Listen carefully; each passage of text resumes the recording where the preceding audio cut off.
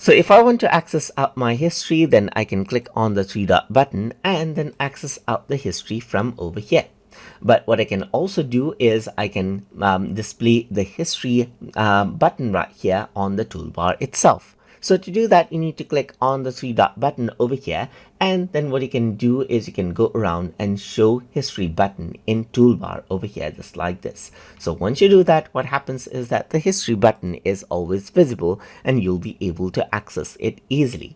You can also go around and pin the history right here, and once you pin it out, it comes onto the left hand side right here, just like this, so that you can see it in detail instead of just a pop-up. You can unpin this out as well, just like this, and of course remove out the button if you don't want as well. You can hide the history button over here and it goes out again. But you want to get it back, then you can go around and show the history button over here, just like this. And that is how you can show the history button on toolbar and pin the history as you like inside of Microsoft Edge. So hope you guys learned something as always, and as always, please like, comment, share and subscribe.